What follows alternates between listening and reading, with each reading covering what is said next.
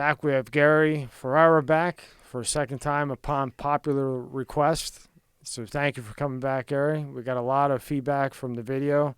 Everybody loved everything about the stocks. They loved the real estate. A lot of requests to make the real estate a little bit more simpler, which you're going to go through, the REO. So some of our talking points today, we're going to go through what is REO. REO is foreclosure. I didn't know that. I even had to ask you that, so that's not out of the norm. So REO, foreclosure, same thing. How to buy them, how to pay for them, the current market as of now, what's coming ahead, why you may want to buy, why you may not want to buy. You're going to go over that. And the biggest question that I had in the 6 days that the video has been up, by the time this gets up, will probably be 2 weeks, is to elaborate on the Airbnb. Because we know that that's going to basically fall apart and going to be a big part of the foreclosure REO situation. So we'll go into that. And then at the end, what you're going to do is give a little bonus punch. And you're going to give basically a breakdown of the most basic day trading setup that you can implement tomorrow morning if you wanted to. Okay? Correct. So that's how we'll go with it. So let's start, before we get into some other things, with the biggest question, which was to elaborate on the Airbnb and your thoughts on that. Well, the Airbnb is going to fit in because if you break it down to brass tacks, all that Airbnb is just part of the real estate market. It's just a rental, okay? But instead of putting somebody in with a year lease, you're putting people in for 2 days, 3 days, 6 weeks. So I'm going to take the Airbnb and I'm going to merge it into the rest of the conversation. All right? So let's go to the beginning. What's the first thing that you want to talk about? Okay, so the first thing we'll do is, what is REO? Okay, we went through that last time. Yeah. I would suggest that people that are interested in this and want to make money, I don't want your money. I'm not asking for anything. It's just basic information. I enjoy helping people. Yeah, we're not trying to sell anything, Right. push your shit. Basically, we're just giving information. You've been doing this a long time. Sure. You don't need the money. You got the clients. It's your interest. It's your hobby, and you know what you're doing. And nowadays, you go out and you'll ask somebody, and they'll feed you a bunch of shit that will benefit them, their company, their friend, their buddy. And you're in here just horrible. And it's all, most of the time, it's bullshit. So when talking to you, you're not trying to pitch anything. If you want to use some of these things that we're going to bring up, you can, but in no way, shape, or form is this for a sale or to promote yourself. It's basically to promote education so people don't make mistakes that you've seen over your career. Made them myself. Or made them yourself as well. Yeah. I know. You think I'm perfect, but it's been a long time, but I have erred. Okay. Yeah. So, okay. REO stands for real estate owned. Okay. Some of you may remember Ben Carson was tripped up by that. He's the head of HUD under Trump's administration, and he was tripped up by the term because it doesn't make any sense. You know what I mean? Real estate owned basically means a foreclosure. The main source of foreclosures come from GSEs. GSE stands for Government Service Enterprise. Could be enterprise, but GSEs refer to Fannie Mae, HUD, Freddie Mac, which is HomePath, Ginnie Mae, the VA. Okay, the VA has inventory all the time. I'll go into why, but let's first focus on the GSEs. Another source of foreclosure inventory, we call them assets. When you lose your house, it becomes an asset. But another source is the banks, Wells Fargo, Citicorp, whatever. A lot of times they'll be the owner. They will go in and foreclose, okay? That's a source.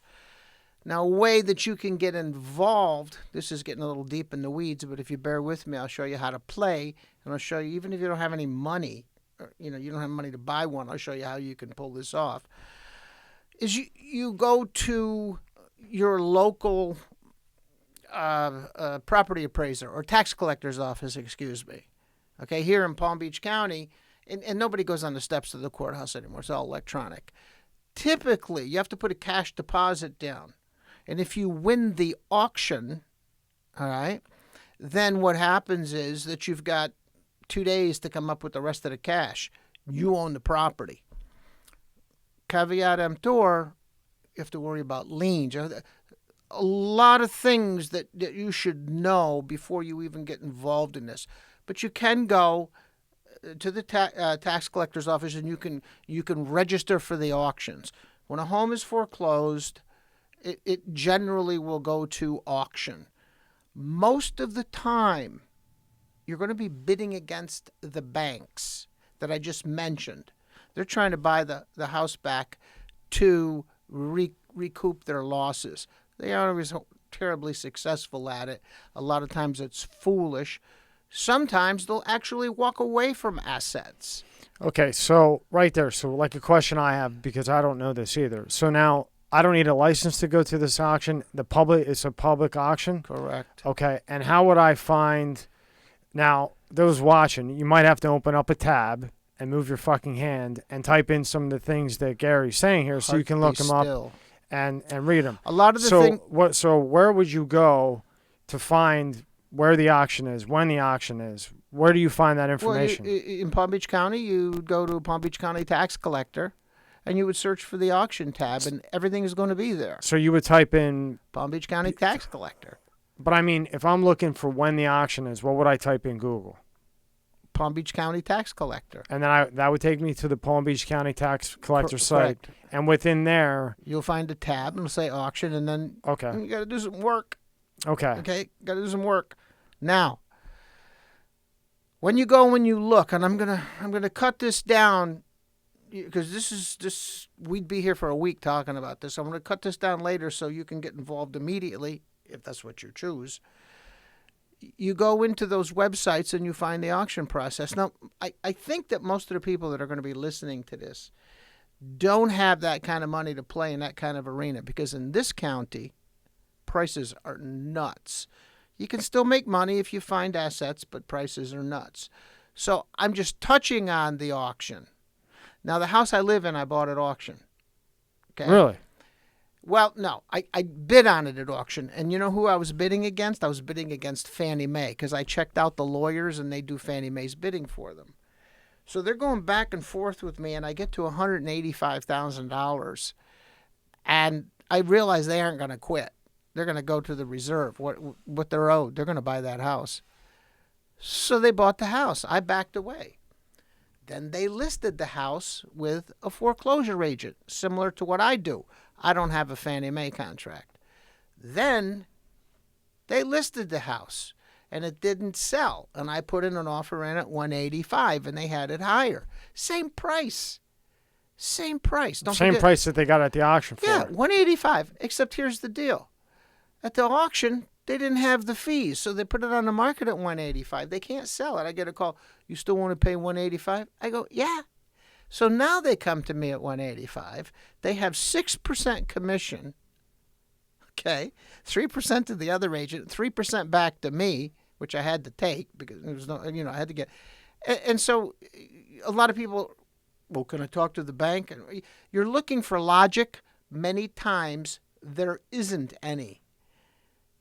Okay, there isn't any. And that little vignette that I just talked about, when these places get long in the tooth, then you want to strike. You want to come in as the hero.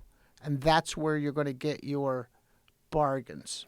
Now, let's say I'm watching this in Colorado, California, whatever. It's the same thing. You go to the tax collector? I'm sure it's the exact same thing. You call your county tax collector and say you're interested in the auctions. They'll probably give you the information. Okay. Okay? But it's just basically the same. Now, I don't do that anymore because you have to understand a real estate market, a stock market, a futures market, when it gets overheated, things change. It gets very different. You've got everybody down there doing the same thing, and it drives prices higher. Okay, so I don't choose to play that game. I do it a little bit differently. So now you know where the REOs come from. Mm-hmm. So let's show we are HUD listing brokers. I also represent some hedge funds and some banks. I just got a call last week. I took on a new customer. But go to the tab for HUD Home Store. Okay, now all of you guys at home, this is national. Okay, this HUD is Housing and Urban Development, Secretary of. Okay? Okay. This is the HUD website. Now, this is going to be in every single county in the United States. Puerto Rico, that storm in 2017, yeah, I'm sure that they were real busy there. But this is the homes offered by HUD. Now, don't be put off by the fact that the inventory is down. As a matter of fact, Okay, so now I'm looking at this. Mhm. Okay, explain this to me. All right, well, it's very simple. Okay. Home, NAAD, that's for me. Broker search, that's for you. See at the bottom it says search properties? Yeah. Now, we're in Palm Beach County, Florida. I'm not sure this is going to make me log in, but let's try. You see up in the top and it says the public and the bidder up in the upper right-hand corner? The public and the bidder. Yeah. So whether you're sitting in Dallas, Texas, or Palm Beach County, Florida, or the Bronx, wherever you are, if HUD's got a home, it's going to be listed here. Remember I said they are one of the GSEs, Okay. Government Service Entities. And you can get some nice buys on here. There's not a lot of inventory anywhere. But that doesn't mean you don't go through this daily every day. Now, when you say inventory, what do you mean inventory? Listings. Okay, so But there's not a lot we're of going to listings. talk about that. Not Okay. right now, Okay. but what about tomorrow? A lot of times we talked about day trading. Yeah. You might not get a decent setup. What do? Quit? Go into the state. This is what you do where you guys are. Go to Florida. Good boy. County. We're in Palm Beach County. I know they're... Put in Boynton Beach. I think you can probably just go... Just hit... see what... There you go. All right.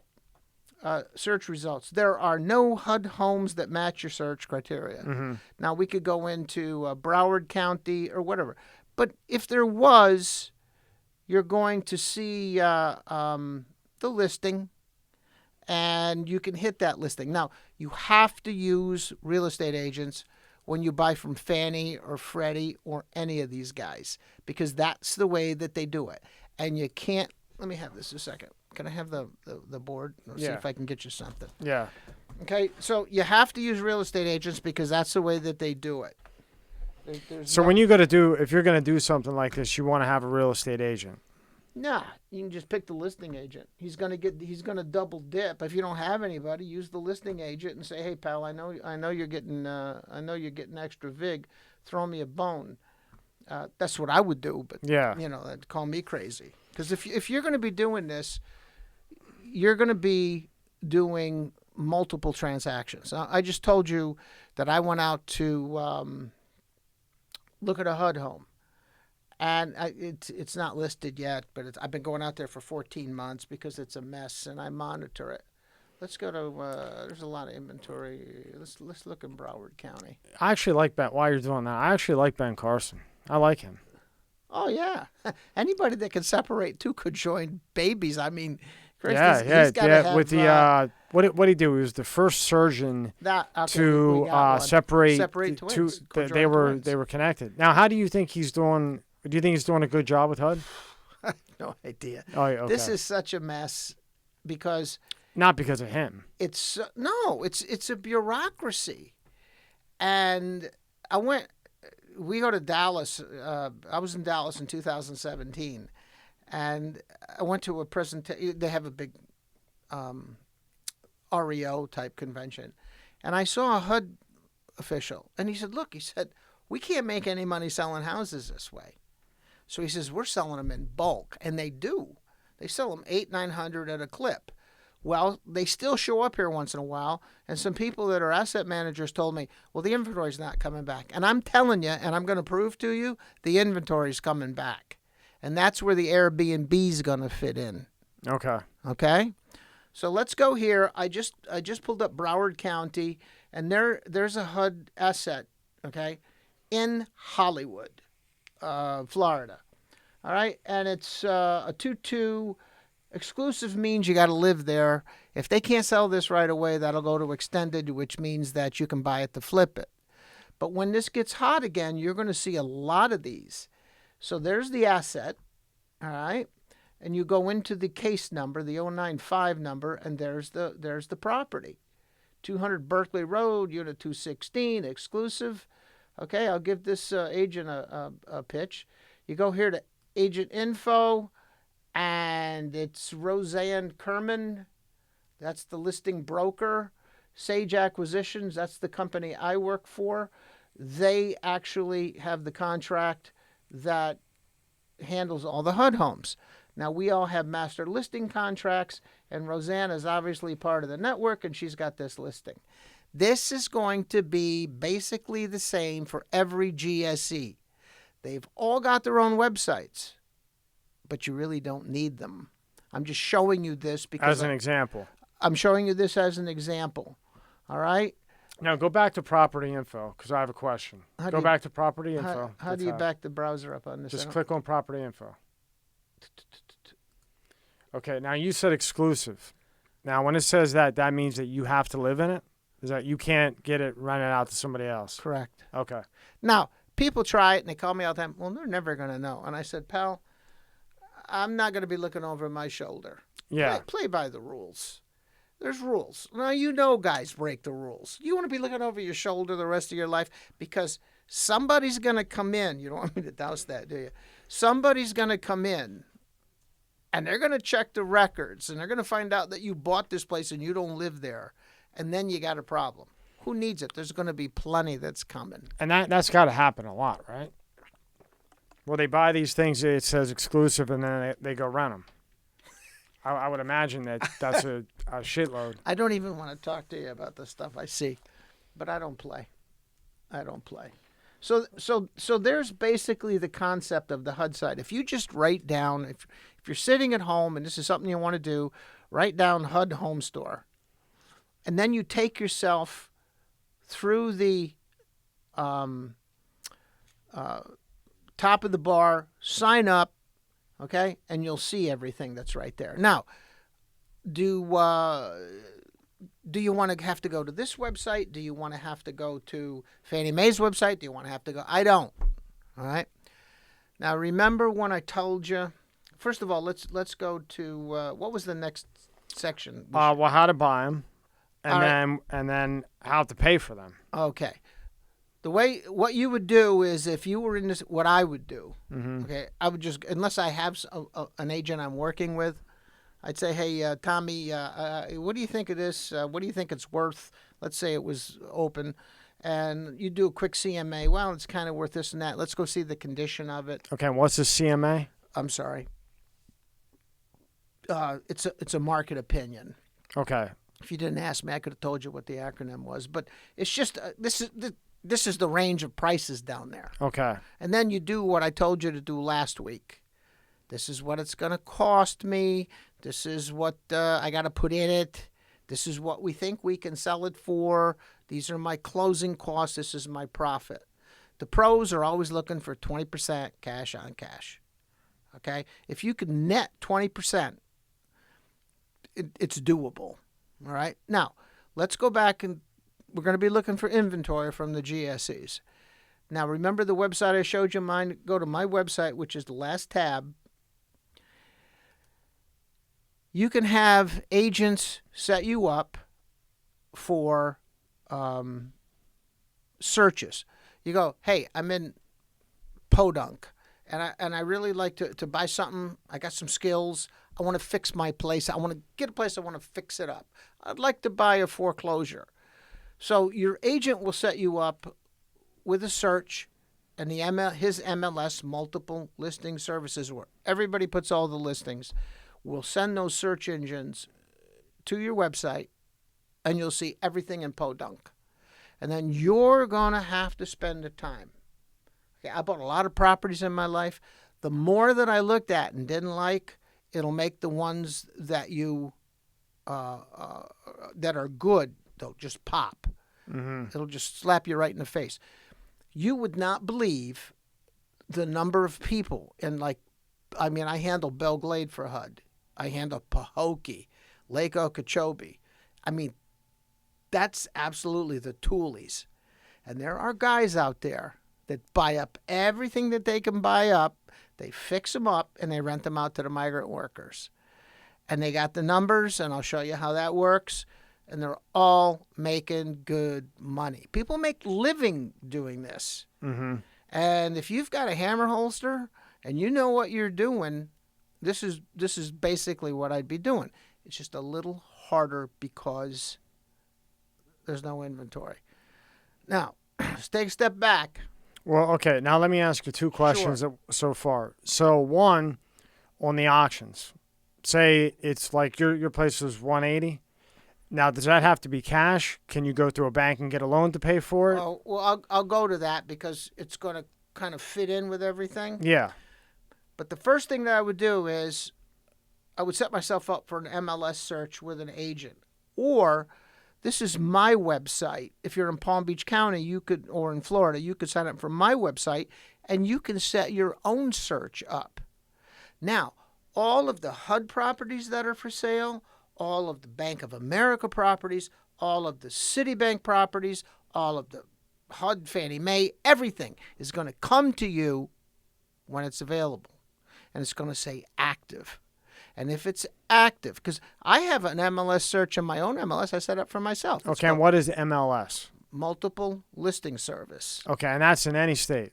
Correct. Okay. Or agents all over the country. These guys are out of Hawaii. Mm-hmm. So I know they've got agents all over the country that can set you up for a search. Okay, so now this is Florida, right? Mm-hmm. Now let's say I'm in Texas and I want to find, what would I type in Google? For what now? Like an MLS search, like this. Well, what we're referring to now, I'm just trying to get, so people don't spend an hour on Google trying to type in the right term. Well, just tell me. Well, what I would do. Yeah. And I've referred people have called me from other states, and I go to Zillow and look for a premier agent. And then and then read the reviews. Okay. Go to, and you got to find somebody who knows what the hell they're talking about. There's a lot of new kids in this business. As I told you before we did this, I got one the other day. It took 5 times to get a contract. It was all messed up. So you go to Zillow, you find a premier agent, you read the reviews, you find somebody that knows what they're doing with a good reputation. Okay, so we got that down. Then the other question is on the HUD. So we went through the auction. You can use a bank loan if you want to. If you found something on the HUD like this one here in Broward, that's $125 right now, you plus this, blah, blah, blah. You can finance it. It's not cash only. Correct. Okay, but I'm going to get into a better way. Right, but while we're on, I just wanted to throw that out there. Auctions would be cash. Because as I'm watching it, this is what I would ask. Auctions would be cash. Everything else, they'll take financing. But with the auction, you just said I can do it through a bank. Well, you'd have to have the money up front. I'll get into that. How you can actually finance a deal and make it look like cash. Okay. Does that make sense? Yes, it does. Okay. So look, what I would do is whether you call an agent on the MLS or if you go to somebody like me that's got one of these sites, look, I don't call anybody. I just give the people the site. Got a question? Email me. I'm going to pick up the phone. I'm always going to answer, and then I'll talk you through it. So you're going to get all the listings. You're going to get Aunt Blabby who's selling her house. You're going to get HUD. You're going to get everybody. Now, here's the question, and it's going to freak people out. Why do you want... let me ask you. Okay. Why do people want to buy REOs? Well, I would say, now this is just from my point, I would want to buy an REO because I wouldn't call it an REO. I would call it a foreclosure. So I would think of profit. I think I'm going to buy this. I'm going to invest in this. It's a foreclosure. I'm going to get a good deal, and then I'm going to sell it and or rent it. Okay. You think you're going to get a good deal. In the last video, I said we're in the 11th year of an economic recovery. Right. Now, I've been telling people the same story for the past 5 years. If I took 2 exact houses and I put signs out in front, and I'm going to say everything in the house is exactly the same. They got the same refrigerator. They got the same dishwasher. They got the same floor plan. The roofs were put on exactly the same day. Okay? And I put the foreclosure, and then I put the regular sign, Gary Ferrara, Land Properties, and then I put another sign, HUD, home store. Mm-hmm. Guess which one's going to get the traffic? The foreclosure. Because people think foreclosures are the best deal. And that's not always the case. Okay, so I'm going to tell you a quick story. So when I used to live up in Pennsylvania, all I heard was, before I moved down here, and started looking, all I heard was, man, you can go to Florida and get a house for nothing. The foreclosures, you put 20, 30,000 into it, you can get a beautiful house, you put 20,000 into it, whatever. So I had heard this for years and years and years, through my friends and all this other shit. Well, then when I decided to move down here, I started looking for foreclosures, and I said, where the hell are the foreclosures? I don't see any foreclosures. And then I did. Me and a friend of mine went and looked at multiple foreclosures that were available. And I mean, it was no 20,000 to fix this up. So it was in a great area, okay? And the market price probably would have been $550. It was foreclosed, and they still wanted like $250. But the shit that needed done to get it livable took it right back to the $450.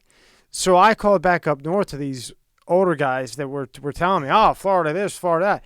I said, I'm down here, where I don't know where you're seeing this, but I've gone from Dade to fucking Daytona, and I haven't seen one, not one, unless I want to be in, the boondocks. You know what I mean? What year are we talking? We're talking 15. End of 14 into 15. You were 5 years into the rebound. Right. Well, then when I went back and told them this, they forgot to mention that they were referring to, they're older Italian guys. So they messed up on the year, and they said, oh, well, in 2002 or 2003 or whatever, they were everywhere. And I said, it was a friend of mine. He won't care. And I said, Sal, do you know what year it is? It's 2014, 2015. There isn't shit. Oh, sorry, Tommy. Sorry, Tommy. And I said, Sal, I just went from Miami. I spent days because I'm like, they got to be down here, because it was multiple people that were telling me there's foreclosures everywhere. You can make a killing, this and that. And not one, even in fucking Belgrade, the middle of nowhere. I actually went out there. That's a whole shit show out there. I've had a lot of listings out there. And I went out there, and I was why would you want to go to Belgrade? I just wanted to find one foreclosure that wasn't insane. You know what I mean? I would have never gotten one out there. But here's the deal: if there's nothing today, it's a very limited inventory. But I do see a lot come in, and the prices I see are insane. Now, insanely high. Yeah. Yeah. Any kind of hot market, this happens. You'll see it when we do the day trade setup. Yeah. And you're just into a hot market. Don't take it personally. It's the business cycle. What do you think? And guys tell me, well, that house, I want to bid this because that's all it's worth. And I go, well, so it may be worth to you. But you can't fight people with stupid money, because money is so cheap. It's fungible. It's looking for a place to go. Because you can't put it in a CD. Yeah. CD rates, well, we give us a 2-year CD and we'll give you 0.1165% and a toaster. What are you going to do with that? And what did it used to be? My mom has one. What did it used to be? A toaster? No. Yeah, she has a toaster. I don't think she uses it. What used to be? No. What was the percentage you used to gain on a CD? When? I years ago. I remember in 1975. My grandfather had a bunch and made a shit ton. Guys became millionaires when rates were 20%. That's what I was asking. What percentage did they use to be? Well, in the 70s, you had the savings and loan crisis. Rates were like 5.5%. Yeah. Then in 1979 and 80, okay, rates were like 22%. I see all these things. Jimmy Carter, oh, what a great president. No, Jimmy Carter is a very nice man, but he was a lousy president. Now, I know we're getting off, but I just want to know. What made it 22? Like what made it? You couldn't. What was going on that made it 22%? Because in the 60s, Lyndon Johnson wanted to fight World War III, the Vietnam War, okay, and then he wanted to do the civil rights movement. He tried to do, it's either guns or butter. Go back and look at some World War II stuff, but he tried to do guns and butter. So you get out of the 60s and you move into the 70s. I was living on the economy in Belgium. It was so screwed up. Nixon devalued the dollar. Now, that doesn't mean anything to a lot of people. You know what it meant to us, GIs? Well, we would have to go to the Bank Fund Brussels with our American dollars, and we went one day, a payday, and we got 10% less. You see? So then you got into this thing, and Gerald Ford came in 1976, and he had the whip inflation now buttons. Mm-hmm. Inflation. So Carter brings in Volcker, and Volcker says, you want it fixed? I'll fix it. And he jacked rates so high that he put a screech on the economy. Inflation, too much money, too few goods. Okay, and then when did the CDs get crushed where it's like, what, 1%, 2%? When did that happen? Now? Yeah. So we're there now, so Well, I understand. Well, you were, in 1980, you were here. Yeah. And then you gradually went down. down into the 80s. I mean, I was selling annuities to somebody at 11.5%. People would kill for 11.5%. By the time I got them the contract, rates were 12.5%. So they'd kick the annuity back, and we had to rewrite it. Yeah, I see. Okay, so when did it get like this? Well, because you had The Big Short is a great movie to watch. And you said The Boiler Room in the last one. Boiler Room, if you want to talk stocks, but The Big Short, you're asking why rates are down. Well, because it was so horrible in 2008. You were that close. Sorry, do that. And point at you. Yeah. It's not him, folks. Don't worry. You were so close in 2008 where you could have gone to an ATM machine and swiped a card and there was nothing there. We were that close to going off the cliff. Really? And so, I mean, I saw, I was sitting there one Sunday morning in 2008 and they had all the local mayors on and they go, we don't know what we're going to do. Our property values have collapsed so much, we don't have any tax revenues. So how do you do that? What do? You do this with the printing machine. You print money. And now you've got the Fed saying, well, the economy's in bad shape. And, Trump had us down to 3.4%, which is unbelievable unemployment rate. Mm-hmm. And he did exactly what he had to do to get the economy going. This COVID thing we're down to 7.4 now, unemployment. That's traditionally, they say 5% is full employment. So we're there. Well, it's the government trying to keep the economy going. Yeah. And that's why rates are as low as this. But you see, you're killing savers. This whole thing is a Rubik's Cube. Okay, so now let's get back to this. That was my question. You change one side, you change all the sides. Yeah. And it's going to reflect into this. Now, what was the next part? Okay, so why you may want to buy an REO/foreclosure and why you may not want to buy valuation. One. Okay, explain valuation. Well, what's the price of the house? What's the price of the foreclosure? How much do you have to put in it? Are you going to live in it? Are you going to rent it? Are you going to flip it? Right. You look at all those things, okay? And when, let's say you just want to live in one, all you have to do is look at the one that is fully valued, fully fixed up, and then look at your foreclosure and then figure out how much you got to put in it. But foreclosures, you don't really need one. There's a lot of ways to get inventory. Okay. You'll see these signs, we buy houses for cash. They're going to kill you. Okay, they're going to come in and make all kinds of promises, and they're going to try to lowball you. Okay, so let's start with this in a more simpler way. Mm-hmm. Why would you not want to buy one? Price. The price is just too high. It's not worth it. These banks. These banks are. Look, I saw one recently. I called my partner up and I said, throw an offer in at 170. I knew that if I could buy it at 170. And I could put money in it, I knew what the inventory was, that I could make money at 170. Someone came in and paid 230. It was an agent, really didn't have any experience in this, and her family, it was sold it to a family member who was going to fix it up. I walk in the house, okay, there was really nothing wrong with it. It was dated. Dated houses don't sell. You got to fix all that up. I saw planking on the floor. There was nothing wrong. It was perfectly fine tile. They were going to put planking in. I guarantee you they will not sell that house at a profit. Okay. Okay? I just know it. I've seen enough of this. Now, what that guy does is he's going to rent it out and say it's a big success. Now, when you do that, do you have some type of like strategy that you go by? Like, if this house was built in 1970, I'm walking away. If it was 80, I'll take a look at it. Like, do you have a cutoff where if it's too old, you don't care? Nope. Okay. Guys across the street, their house was built in 1930. It's gorgeous. They fixed it up. If the house is brought along and taken care of, I noticed some trends that when people buy homes that are beaters and they fix them, you got to go over the top. That gets the people. I'm in a place today. Now, when you say go over the top, what do you mean go over the top? The best amenities: marble, granite.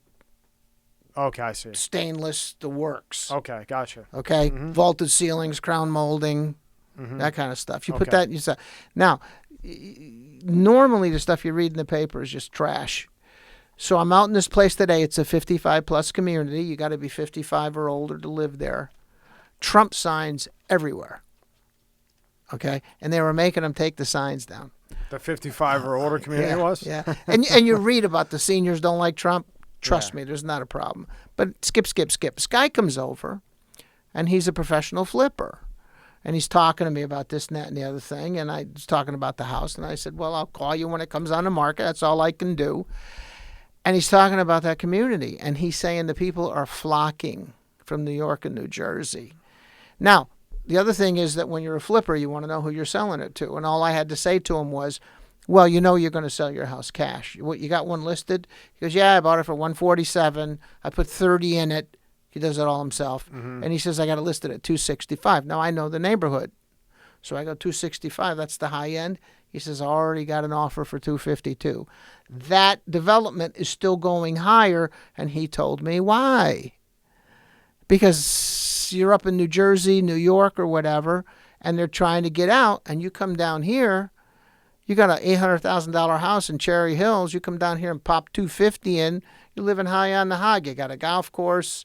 You got tennis. Why anybody would want to chase the ball like that, I don't know. But you see, there's a particular market. And I'm telling you, listening to him, okay, you'll see Jesse's picture come up. He I sell to him stuff. I called up Jesse. I says, I'm going to set you up for a search. You got to be looking in here. Because it's perfect. It's just a perfect setup. And there's other areas people don't want to be in. There's an area in this place called Loxahatchee. It's about 15, 20 miles west of us. And it's acre and a quarter land. I just sold one for HUD. Had a horse stable. People want to be there. Not everybody. But some people want to be there. A lot of people do. A lot of people I talk to, they're looking out there because you get land.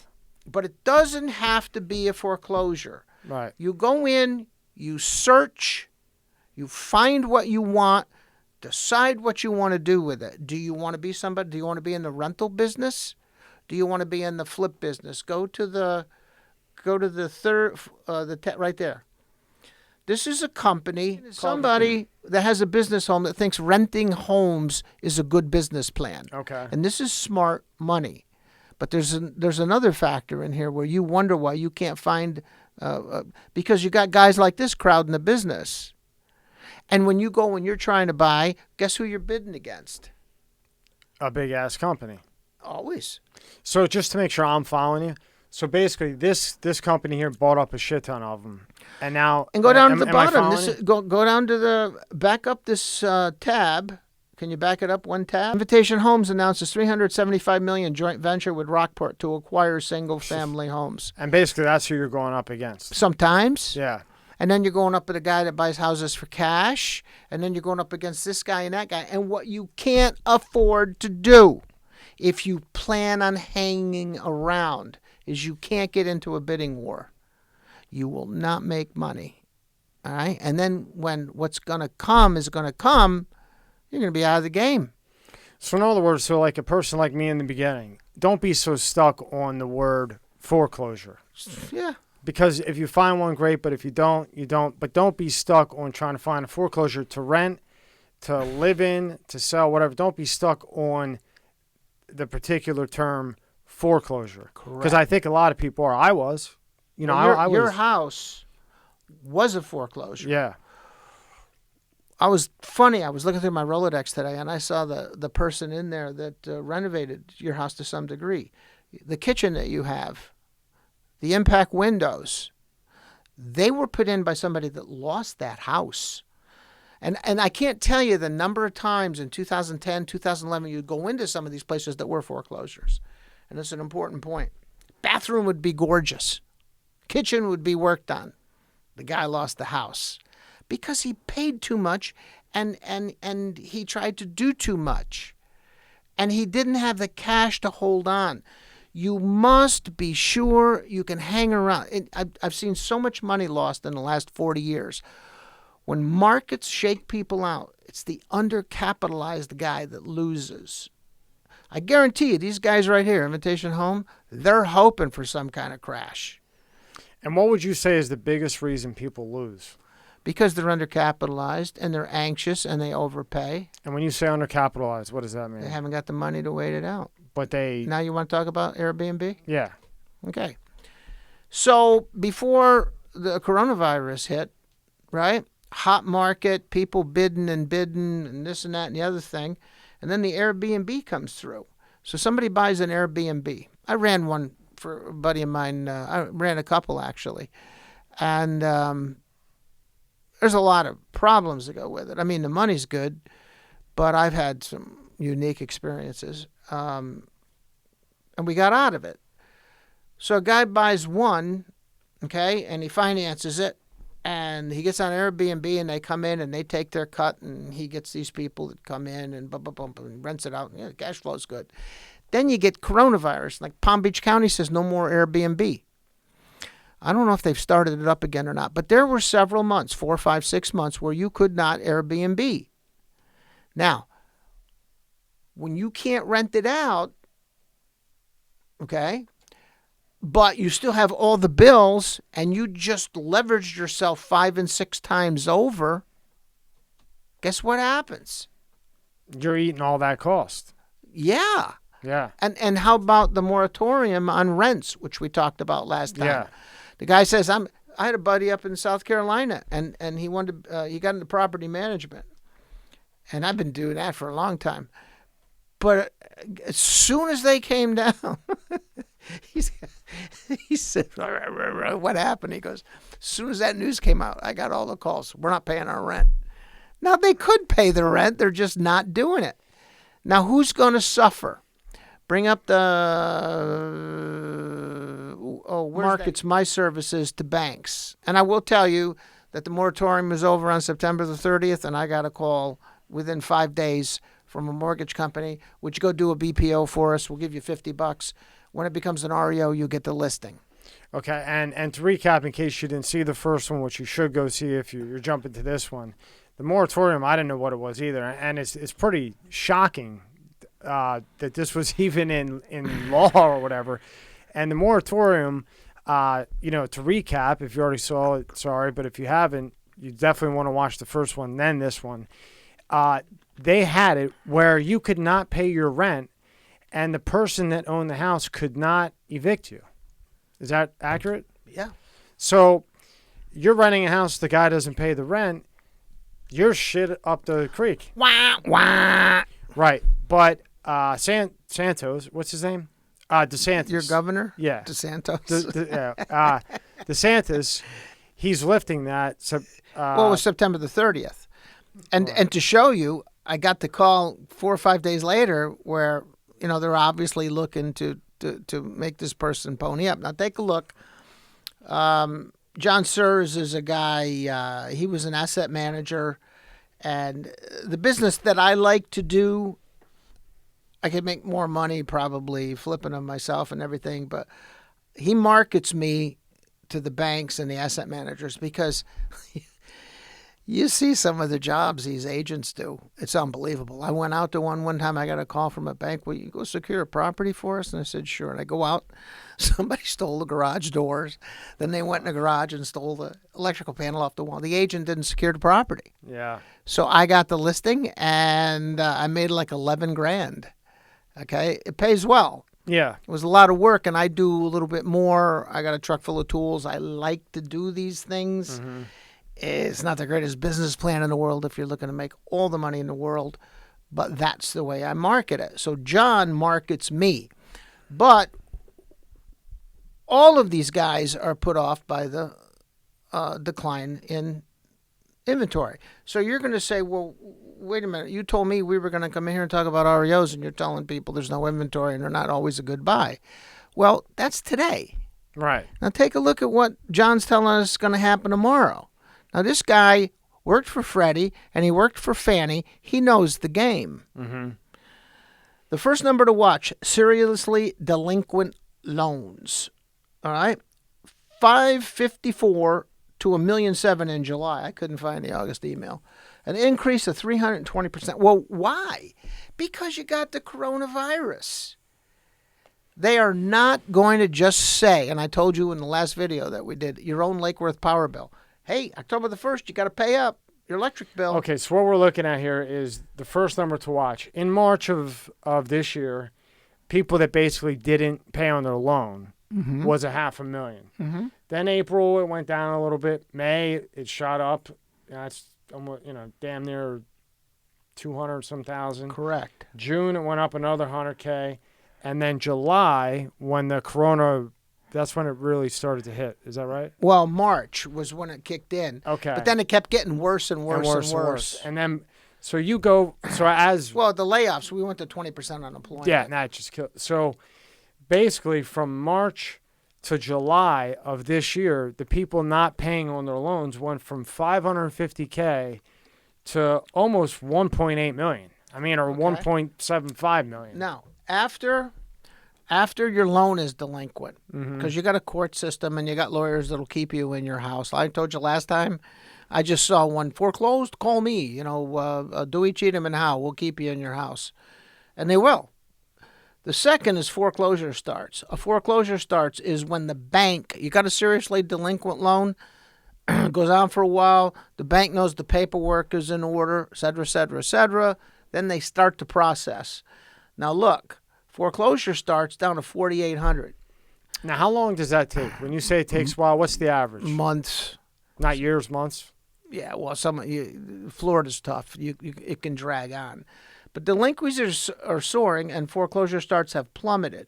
The situation is creating a bubble. You see, because of the government's, all right, trying to placate the public, the loan delinquencies are exploding, but the foreclosure starts are down because up until this period of time, you couldn't foreclose. Now, the third is foreclosure completions. Can I go back to the second one? Sure. Okay, so it says the second number is foreclosure starts. So in March, that's saying 27,100 properties foreclosed. Is that right? No, starts. Start. You're served. You're served. Okay, so it started. And in March it was 27,000. That's just Florida? Or No, that's nationwide. Nationwide. Okay. And then by July, it's at 4,800. Okay. Well, why? Because the government's stopped you from foreclosing. Okay, right. But you see this big, a bubble, yeah. You know what a blivet is? Yeah. You know what a blivet is? No, I know what a bubble is. It's 10 pounds of crap in a 5-pound bag. Okay. Yeah. This is a blivet of epic proportion. Okay. No, this is because you could see what's happening. Oh yeah. So and I'm just going back to really break it down. So you could see, the massive increase, which basically is creating the bubble from the 500K to, let's just say, 2 million. And then we see the foreclosure starts, and it's allowed to happen. So March and April, boom, you got 27,000. It's starting. Then they implement the shit because of the corona, and now it's down to, 4. But still, the person who owns the shit is getting killed. Somebody's paying for it some way, somehow. Correct? Right. The owner. Or taxpayers. The taxpayer. The taxpayers. The stock market's been screaming. The other day, it came out that Trump said he was not going to do anything with Pelosi, and there was going to be no bailout. And which tells you what you need to know. The market is trading on the fact the government's going to print a ton of money and bail out the airlines and everybody Inflation. else. That's what this is. That's what this is. Okay. There's nothing. You can't run a restaurant on 25% of revenues. Unemployment is down to 7.5%, which is horrible. Now, foreclosure completions, you can see this was the time that the coronavirus was picking up. The government was putting the screws to people, and I was thinking about it at the time, and I thought, these poor people that are landlords, they got to keep the place up. They got to pay it. What do you think? The landlord gets a moratorium on paying his property taxes or his insurance premiums? Okay, so these are the numbers that you're looking at. So let's call 15,000 foreclosure completions a monthly total. There were 6,000 fewer in April, 12,000, and so and so and so and so. Okay? Now, when does this all come about? Did I send you another email?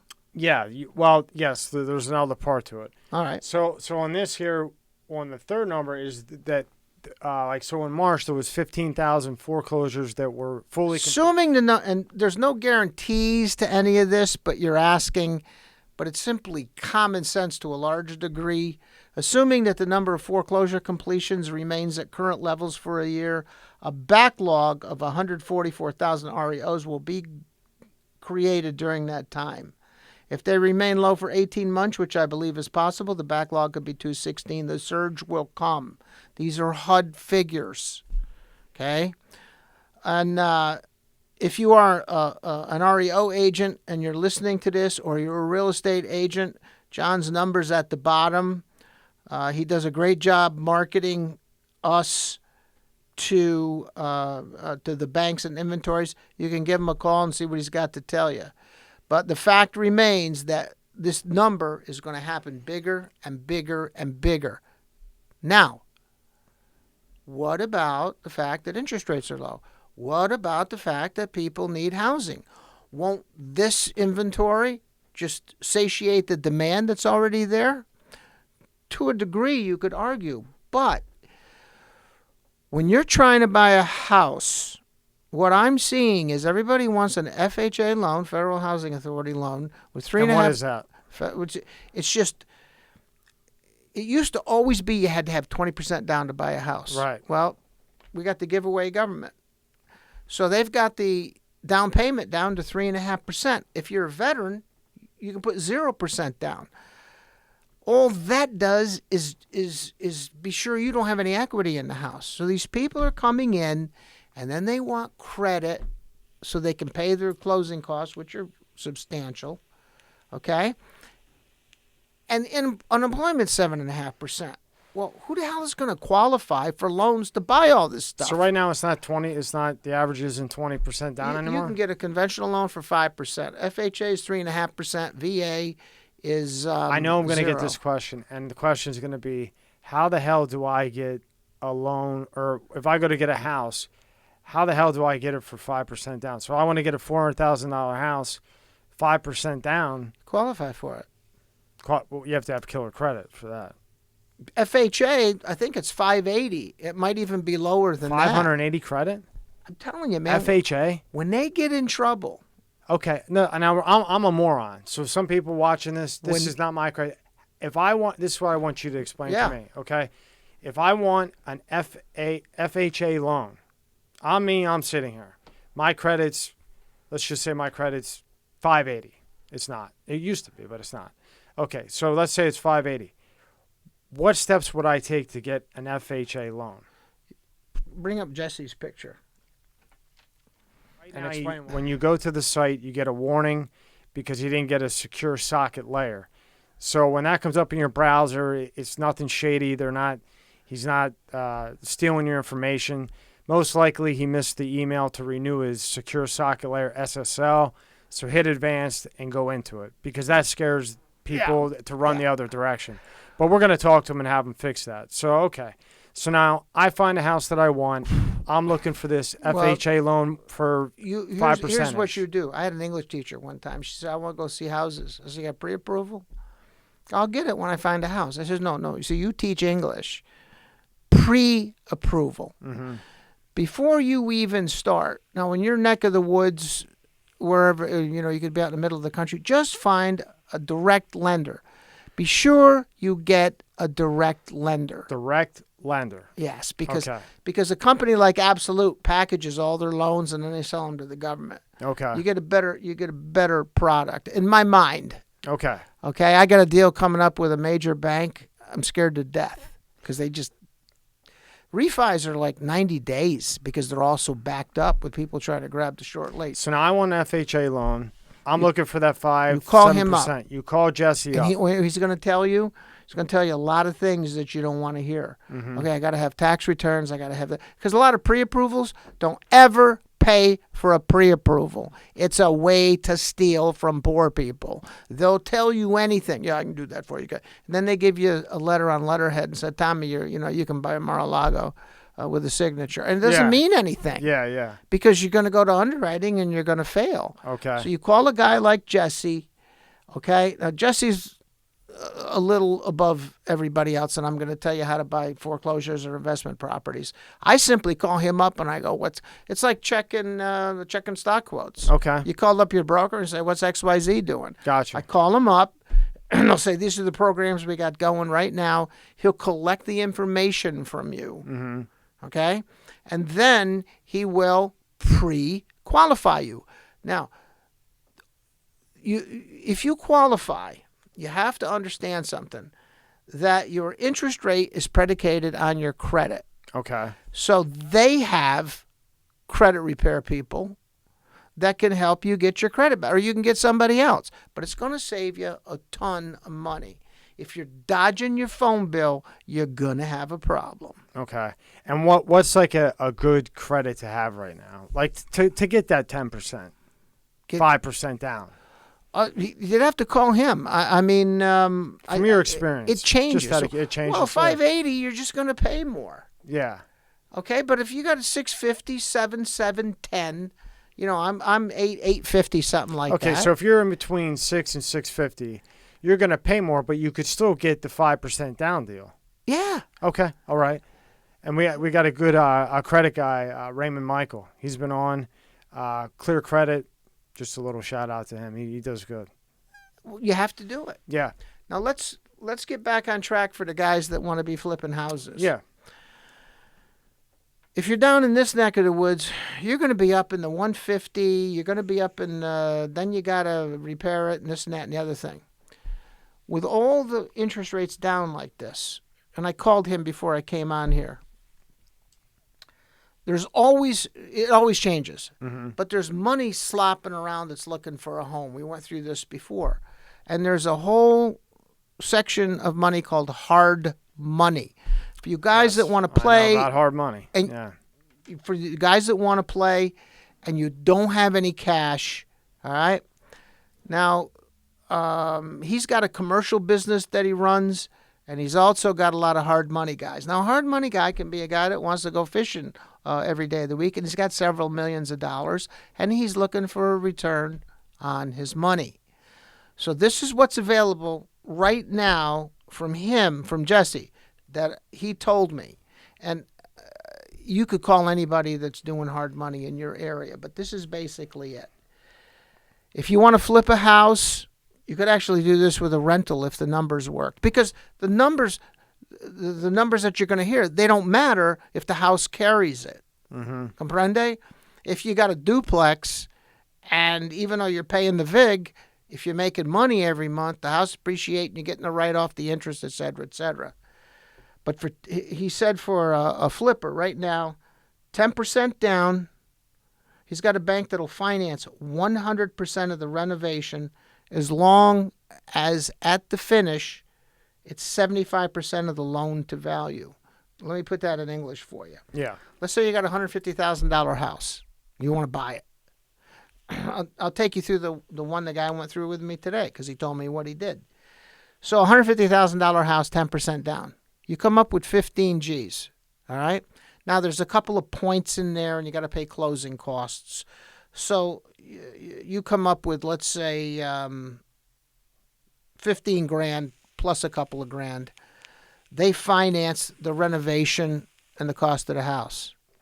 At the end, okay, remember I told you this guy puts $150 in it? Buys it for $150, puts $30 in, he's got $180. He's got an offer on the table for $252. He is well within the 75% of loan to value. Now, I know a question that I have and that people would have. To get that, I'm not going to take you for, 100% of what you say because, just what you think from your experience. You know what I mean? What credit score would be needed for that? Don't care. It really? That's fucking believable. Because, right? Is this worth the price of admission? Yeah. Hey, can I do this? I've been wanting to do this. Yeah. If you like this video, hit subscribe. Yeah. And they always point down, right? The guy's sitting there with no pants and that on. is, That's down. If you like any of my videos, please subscribe. It helps out. No, it does. And like it. Yeah. Well, of course, I told you. Like you it ask. is. Yeah. Now, isn't that remarkable that kind of money? And it doesn't even matter. That's amazing. Why? Why is it available? Yeah. Because where else is this guy going to go and make the... Now, Jesse says this... It gets kind of... Because he gets all the bullshit calls, right? And he goes... And the guy's like, Jesus Christ, that's a lot of money and this and that and the other thing. Hey, the guy is giving you the money to fix up the house. He's going to give you a mortgage. And he's going to attach the mortgage to the house. So you're not going anywhere. Yeah. And he's going to make a couple of bucks. Now, what's the VIG? What do you got to pay? 8.99% interest only. No prepayment penalty. So you can buy this place for this. And I wouldn't put my money up for this because this guy's got this house on the market and he's already got an offer for some New York guy who wants to come down and get away from Cuomo and de Blasio. Yeah. So how long's this guy going to collect? Yeah. Not very long at all. And if you don't know what that means, sometimes you get a loan like that or a hard loan and you can't, there's a stipulation where it's 3-4 years before you could pay it off. Correct. So now what you're saying is going on right now, you get it, you pay the 8.9%, okay? For 6 months. Okay, so now you have it for 6 months. Maybe you keep it like that for a year and a half because of what's going on. But now, if you want to, let's just say in 14 months, you could refi it, right, if you want to, and get that 8.9 off you. Or if you hit a lotto ticket, you could pay it off. But after a 6-month, let's just say grace period, you could pay it off or you can refinance it where you're no longer paying the 8.9%. The Invitation Homes, what do you think they're using, cash? Yeah. No, I understand. I think that's pretty simple, yeah. So this gets better, right? Because I always used to walk around and I'd see these places, like these rectangular brick buildings, and you'd see the window shakers out the back, air conditioners. Those places are ATM machines if you take care of them. They go on and on and on, and people move in and people move out, and the rent's this, that, the other thing, and the price of the house goes up, the building goes up. They're fourplexes. He's got a commercial product that he told me the difference is multifamily is figured as commercial, 4 and up. He's got a commercial product, same kind of terms, but you got to come up with 25% down. Now, if you're a young guy... And that's a commercial property, which would be... They call them commercial, but it's and he's got other like commercial business. stuff. It's like a business place. Yeah, but he's got, they've got other... The whole thing is you have to think outside the box, okay? And the way you think outside the box is you'll generally buy places that somebody's in trouble. That's what an REO is. But people get in trouble and they don't go to foreclosure. If you can find people... Let me give you an example. I heard this story. There's a bank called up an agent and said, you can have the listing when we sell. We want to go to this guy. He's behind in his mortgage. He owes $600,000. Mm-hmm. We want to offer him the $600,000. Let him off the hook and give him $5,000 to move. And then we're going to fix the place up and then you can sell it. And I was talking to my friend of mine. I said, geez, I said, what are they going to... Well, they're going to fix it up and sell it. I said, that's awfully skinny. He says, you don't get it. They don't want to foreclose on the guy. They don't want to be on the front page of the paper. That they foreclosed. So they're willing to put the money up, take the extra step, take care of the guy, get him out from under his problems, even give him a few bucks, right? And I'm telling you what their logic is. If you ever go back and you watch the 1967 movie Bonnie and Clyde, okay, which was pretty cleaned up and everything, Bonnie Parker did not look like Faye Dunaway. Just saying, okay? Yeah. There's a scene where Clyde hands, he's going by, and this farmer has been foreclosed by the banks. So he hands the farmer his 38 Smith & Wesson, and the farmer empties it into the bank sign. Okay. You get the problem? Yes. What the banks are going to... Yeah. Because the banks are the bad guys. Yeah. Sears in the 20s sold houses out of the catalog. Okay? Really? $1,200. I could show if I see the house, I can recognize it because of the way the front is. And they thought it was such a good idea, and it was so popular. There's the Three Stooges like that, where the guys do it and they back it up and they put the thing on all crooked and everything. and they thought it was such a good idea that they started financing houses. Then the Great Depression comes, and mom and pop and the kids and 2 suitcases are sitting on the curb, and the question was, who evicted you? Yeah. And they said, Sears. Not a good look for a retailer. No, right? So this is why you're going to see some of the things that you're going to see. So here's the deal in a nutshell. A lot of these Airbnbs are in those numbers. They're going to come back on the market. There's going to be a ton of foreclosures coming. Is it Christmas time, January? I don't know. But they're coming. Right. And I asked you in the last one, I said, and it doesn't, and this is coming whether Biden gets in or whether Trump gets in. Has to. Mm-hmm. But here's the deal. A lot of times, well, let's say somebody's trying to sell a house. If you've got a deal with FHA, okay, you got to go through a real stringent inspection. The deal didn't work because the windows wouldn't stay up on their own. There were brand new windows built, put in the house. And what's the FHA? Federal Housing Authority. That 3.5% money down. Yeah. Sellers always want cash. You can cut a better deal if you got a cash deal. When you go to him or somebody like him and you get a hard money commitment, it's a cash deal. Mm-hmm. You'll get the guarantee up front. Right. So the seller is going to be more inclined to sell you the house. Yeah. Okay? And by the way, what I said was everything that I've said pertains to any deal. You would go to FHA, or let's say you found your agent brought you a Fannie Mae deal. Okay, there's an extra addendum, and there's a couple of other stipulations. But all in all, it's the same process. Mm-hmm. Okay? So it's all the same. You're just looking for something that works on paper. So in short, so we went over basically why you wouldn't want to buy one, some tips to buy one. What would be the main reason to get a foreclosure? It's good buy. You found a good buy. Found a good buy. Simple as that. Okay, you know the HUD page that I showed you? Yeah. Sometimes they got homes that'll come up, and you should be seeing them come up in the next couple of months. Okay? And you're referring to this here. Yeah, and they don't sell. Mm-hmm. All right? I don't like this about HUD, but you can put an offer on their properties without even going to see them. And guys do that as a business plan. They just float a zillion offers. Can I give you for instance? Yeah. Okay, I get a listing, and it's like 179, and I go there, and it's a 55-plus community, and it's dated, but it's in really good shape, and it's a nice community.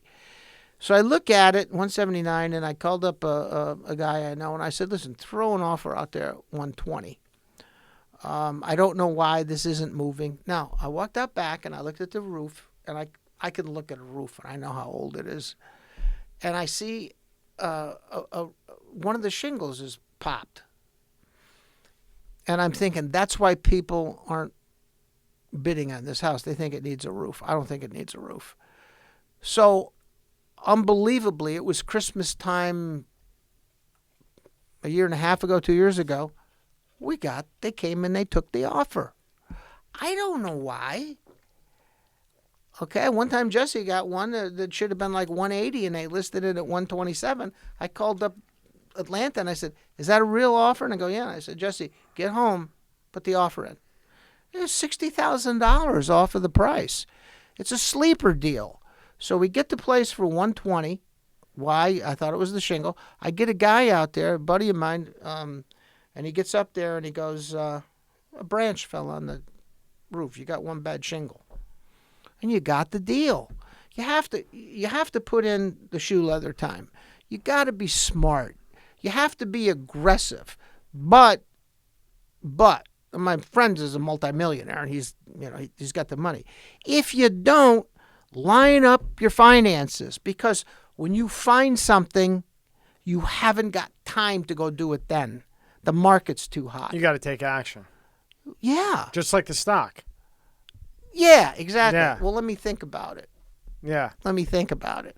No, you can't think about it. You got to be ready. If this is what you want to do, there's a zillion websites. Don't buy anything. You don't need to buy anything or pay anything. You just need to be looking for real estate that makes sense.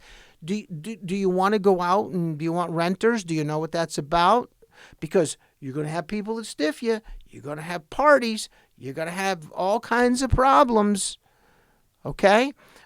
Or do you want to just get in and get out? And you want to make that VIG up front?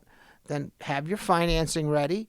Look at everything that you can look at. You'll know the difference. You need to know your prices.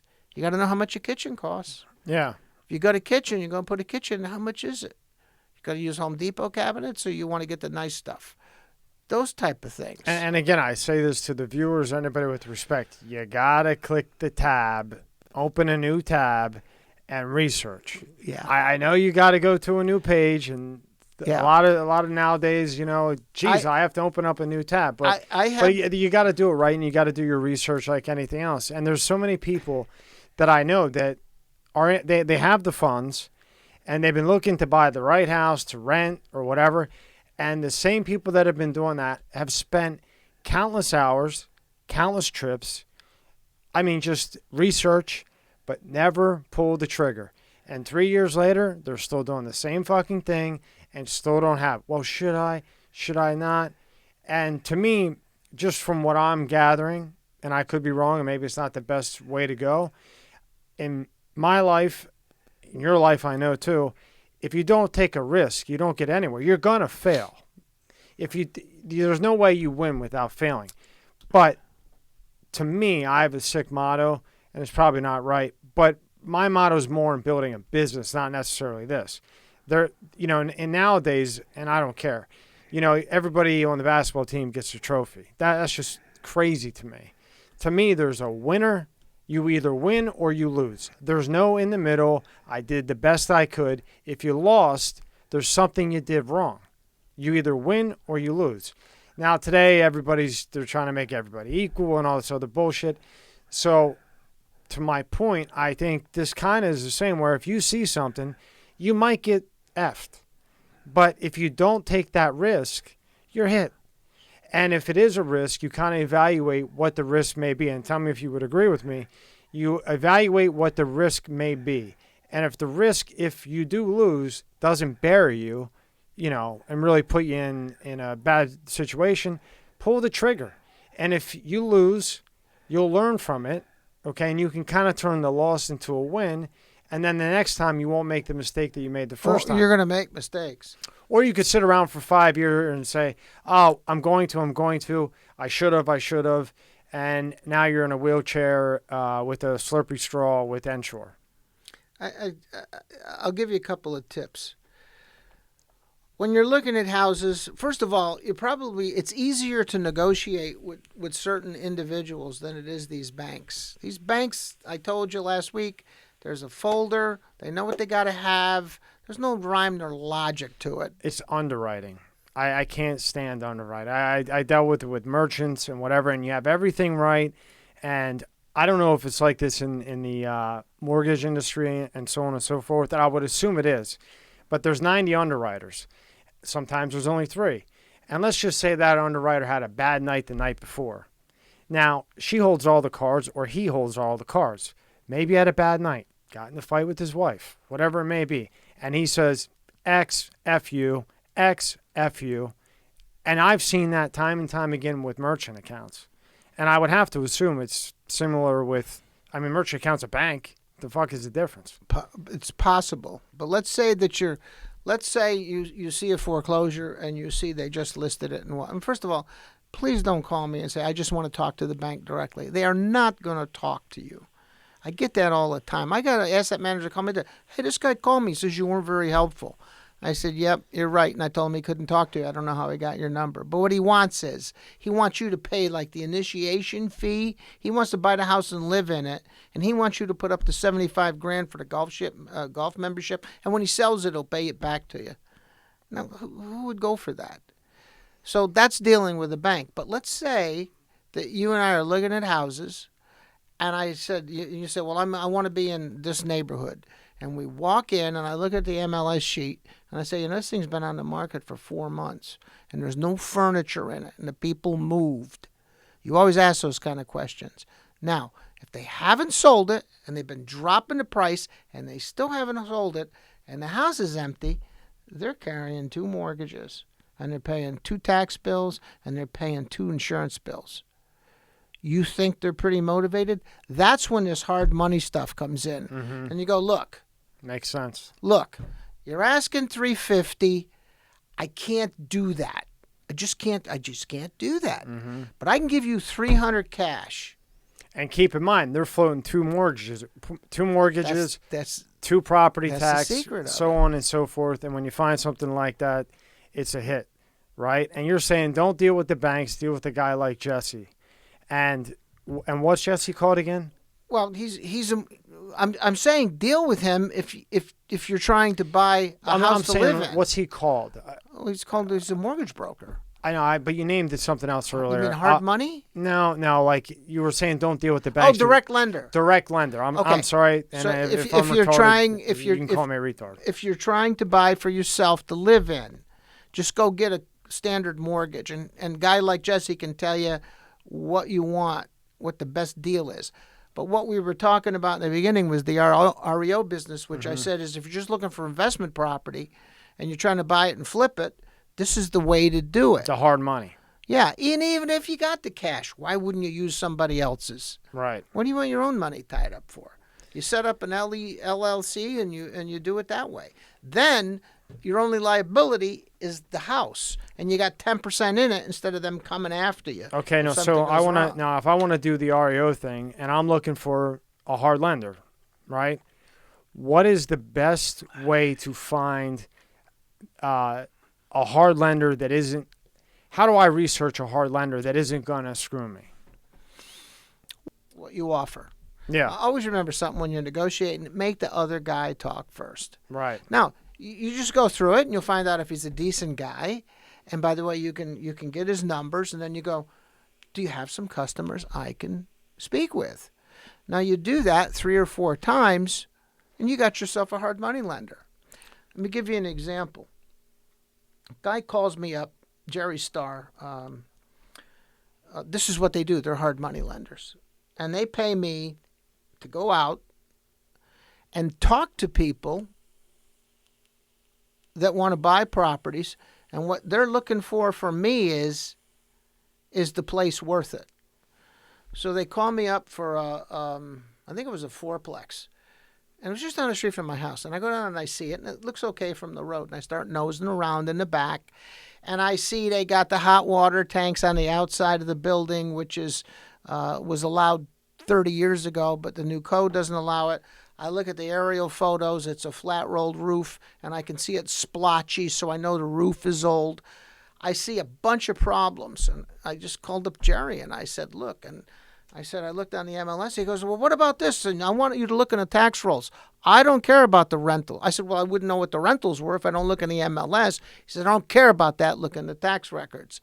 So I went to tax records, and I looked, and I said, you got a problem here, you got a problem here, you got a problem here. I said, this place doesn't be a bunch of things. So, this guy paid me, the owner or the potential buyer, he paid me $150 to go down the street and rain on his parade. Mm-hmm.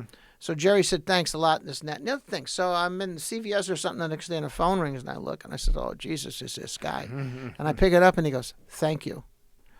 You saved my bacon. Yeah. I would have bought this place. I would have been, I said, yeah, that roof's probably 80 grand. Right? This is the kind of stuff that you need if you're going to make it. Also, when you're buying a foreclosure or something at auction, you need to do at the minimum a soft title search. Okay. And what is that? You've got to be looking for liens and permits and all that stuff. Okay. We had one where it was a customer of mine, and they called me up and they go, "Hey, we want to negotiate this property down in Miami. What's it worth? It's Bank of America." Da-da-da-da-da-da. So I called up, like I have Jesse. I also have a title company that I work with as exclusively as I can, because I can go to them and they take care of me. Like you had in the day when you bought your house, John, but John has some health issues, and then I morphed over to these guys. So Tim says, "Well, let me call down there and see." He says, "Gary, you got like $1 million in liens on this place." And he says, "If it was up here, I could negotiate out of it. But down in Miami-Dade, I'm talking to some friends of mine down there, you're not getting out of that. You really need some people you can talk and trust to." When I first got into it, it was a family friend. He had done it, and he was really a friend of my parents. My dad had passed away, so he came and he helped me, and he did all kinds of things for me, and he got me going. So if you have somebody that's in the business to help you, to point out these potential pitfalls, that's a good thing. Now, more than likely, if you've got a hard money deal and they're lending on the property and they're going to write a mortgage on that property, when you sell it, you satisfy their mortgage, they get their money and you get yours. They're probably going to make you do a title and a lien search before you close. So, and if you were going to do this, as you were saying when you first started, like you put, like if you're in Arlington, Texas, you go through these and you say, "Hey, can you give me 5 references I could call?" Yeah. People that you dealt with. Guys, they want the business. Right. And then they're going to say, "Okay, call Gary Ferrara, call Jim Smith." And then you call these people and say, "Hey, did you work with this company? How did it go? What happened?" And then start to make your evaluation if they're good or not, right? Sure, and then you can cross-reference the properties that, could you give me to see if they actually, if it's like, if they have like a little sheet here where they give John Smith, who actually works for them. You know what I mean? Back in my old days, that's what I would have done. I know this is hard for people to believe, but there are people out there looking to screw you. No way. No way. I hope you can sleep at night. Yeah, right. But that's really all there is to it. Yeah, I mean, I think you did a great job. We Hard simplified money, it. find some people that you trust and you can deal with. And don't be afraid of paying people, okay? If a guy earns it, he earns it. All right? So in my world, I meet this guy today, and he says, "I'm a pro. I don't need it. This guy's got this and that." And the other thing, I asked this person to give me a break on the commission. They wouldn't do it, and I handed them a card. And the card says, if I can get it out, it says 1%. Now, I'm going to ask you something. If I got one left, where's the camera hold up? Right here. I'm not selling anybody anything. You can see it in there. Okay. No, but look here at the monitor. All right, so you see the 1% listing commission? I do that when everybody else charges 3%. Why do I do that? Well, I do it because it's not really a lot of hard work. If this guy knows what he wants, okay, and he buys 15 properties, first of all, I have some affinity for that because I do it. And if he's trying to make money, the closing costs are going to eat his lunch. Mm-hmm. Okay? So I said, "Look, you know what you want?" "Yeah." I said, "Okay, I'll do it." Now, for a point, I make $3,000 for writing 13 pieces of paper, because basically, as the seller in Palm Beach County, he pays for title. I take it, I give it to Tim, and they do all the work. That's all I do. I'm going to market it, and I can do that standing on my head, okay? And what is Tim banging for to do the work? He's got to he's going to close the deal and he makes do the his thing. And he's going to have to pay that no matter where he goes. Yeah, right. But you get a good title company, and they will do most of the work for the agents, because a lot of times the agents are so new they don't know what to do and how to do it. And there's a lot of pratfalls that come in this and that and the other thing. But I can do that. I can write 13 pieces of paper. And, of course, if he lists it with me, I'm going to take all the phone calls. I'm going to answer them. You know something? Somebody may come in and they may say, "I don't like this house, but I want to look at something else in here." Good. You want to buy a house? I'll give you a third of the commission back. I'm not driving around Palm Beach County for 6 months with you. Okay? I don't like you that much. Yeah. But if you want to make a business decision and you can do it and you're qualified, I'm happy to help. I like to see people succeed. And a lot of times, the closing costs, which I told you last video, 9%, those are deal killers a lot of times. Yeah. Yeah. And I was talking to Tim today, and he says, God, I hate to see you guys do this. I says, hey, pal. I says, this is technology. I went through it in the brokerage business. Okay? I trade for free. Not even a commission. Oh, they're selling my orders. I know that, but they did that before anyway and charged a commission. Yeah. So to me, it's what I see. Yeah. I mean, I think you really simplified it. And I asked the questions that, if you're kind of new to it, I didn't know direct lender, hard money. I sure as hell didn't know that right now you can put 10% down with the 580. And like you said, yeah, your payments are going to be high. No. 10% down. They don't care about your credit score. Yeah, I know. That's what I'm saying. They're gonna call me up, and they're gonna send me out, and they're gonna say, Gary, is that house worth what that guy wants to pay? Yeah, right. Now you got to pay me. No, I understand. But yeah. I love info because, hey, listen, I go out, the guy gives me 100 half.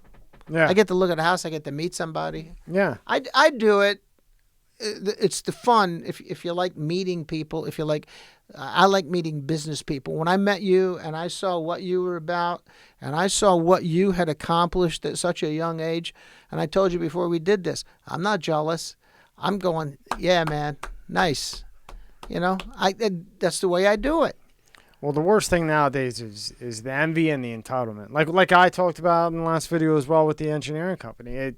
It turned into an entitlement issue where I just, because I was just having fun with it at first. I didn't know shit about engineering, and then I kind of enjoyed it. But then when the entitlement shit came involved, and again, this is just a repeat. They get entitled because they feel that they're worth, that their value is more than what they actually are. Let me tell you what happens in a recession. Yeah. I told you that story last time. Yeah, I was standing in line at ABC Roofing. And the guys, we were buying some product to put on a roof or whatever. And I was listening to the roofers talking. The market's been hot for so long. It's crazy. And they go, yeah, you call us up. We're just going to give you an outlandish estimate. Mm-hmm. And if you take it, great. And if you don't, we got 10 other guys waiting. Yeah. And that's what happens. But what you got to remember is this. Things change. And we are about to see a sea change. So now, in your opinion, you most likely, unless you found the really killer deal, you wouldn't buy right now. Shit. You would just, like you said last time, you'd go out to dinner right now with whatever. That's for stocks, the mortgage. Unless you find something great, just sit back and wait. Do your research. Figure it out. Watch this video a few times. You can't take all this in at once. No. You got, and as I was saying to you before we came on, because, I think it's interesting, maybe an investment later on, that as you're talking, you've been doing this, how old are you? 42? I got shoes that are 35. Okay. Maybe it was his baby shoes. I just turned 69. Okay, you're 69. So you've been doing this, let's just say... Since I've been 28. Okay, so you've been doing it quite a while. So when you're watching this, and I do it, and if you're serious about it, certain things, the last video came out to like an hour and 40 minutes. This one might be 2. You got to pause it, research it, maybe get a pen and paper, write down the timestamp of where it was, because you and me, I'm just trying to learn too, and also help anybody watching. So it's not just about, on my channel, this guy committed this thing for $24 million. This guy did $200 million in mortgage fraud. This guy did this, blah, blah, blah, blah, blah. I like this too because this is education. It just isn't about how somebody ripped somebody off, they went to jail, whatever, and all the crazy shit that happened in between, which is an interesting story and appealing. But I like this other end of it too. And when you're watching this, pause it, open up a tab, research it, timestamp it on paper, go back, play it again, boom, boom, and get all your ducks in a line. This is just my opinion from sitting with you, because you're not out to get anybody on anything. You're given solid information. You have the experience. Okay, you've been around forever. And I think if you do it that way, you could really take this video, the prior video, and the ones to come, and really, you could really build some shit. And when the time is right, you can bang it out, because the next one I'm going to bring in, and I just want to do just stocks. specifically stocks. That's why, because another one, I mean, I think we pretty much covered the REO and the foreclosure. I don't really see anything else as far as that. And on your webpage, GaryWorksForYou.com, and the REO. The REO doctor, but that's for pros. Right, but still, it's good to look at. There's nothing wrong with looking at it. Gary Works For You is going to add a page to his website. He's going to put all this on Gary Works For You, and all of it will be there. It's going to be all typed up. Within, let's just say, 10 days, it will be up. So there'll be a link in the description where you can go and kind of read all this, on a page. And Jesse's going to be part of it, and Tim's going to be part of it. Yeah, and what we're trying to do, those guys are younger, and they've got to make their bones. They got to make a living.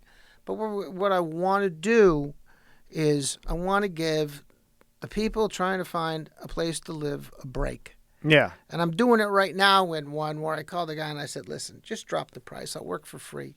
Get this lady in a home. She's 41. She's getting a master's. She's got a couple of kids. She's never had a home. She needs a home.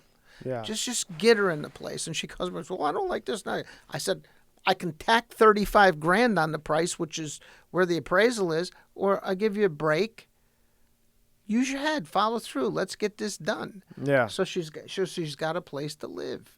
And that's what I'm trying to do. Yeah. Now, if you're trying to do this other stuff, you got to, in your area, you got to find a Jesse, you got to find a Tim, you got to find a Gary. There are people out there that will take an interest.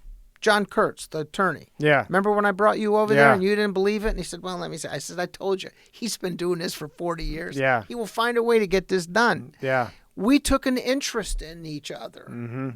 And there's people out there that will, if you're straight up, don't be an asshole. Don't complain about everything.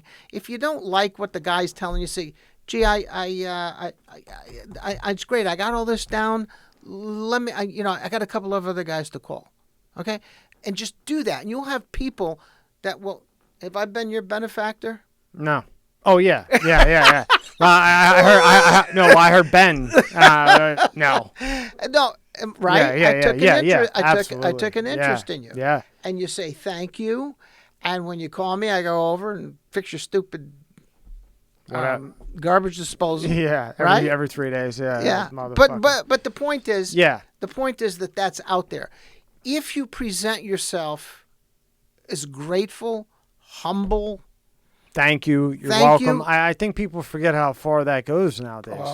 I thank you. You're welcome. I appreciate it. Excuse me. Hold the fucking door for somebody. Yeah. I mean, I think that goes a long way more now than it ever did. And because you get respect because people don't say thank you anymore. People don't say you're welcome. People fix it so that people will applaud your success. And then you find a guy like you, which I just happened to find you when I had the vapor store. You were doing whatever you were doing for the boat guy, and we just hit it off. You were very nice. You needed help with something, I helped you. I needed help with something, you helped me. And then it came time for a house. You got me a great place, and then you found a lawyer, and boy, was he a beast. And to make a long story short, just in principle of what you're saying is, you find a Gary, you find a lawyer like you had with you. And when you find a Gary and you realize Gary's a nice guy, he's a good guy, thank you, you're welcome. Here, Gary, here's $100 for, no, I don't want the money. I just did this to help you. And you see that now, you know that this Gary, okay, and whoever you find in Arlington, Texas or whatever, that's what you're looking for, that he's also got guys around him that are like that. And we went to this lawyer in my situation, and this guy sat there, and it was a tough situation. And this guy figured it out. I mean, and he didn't quit.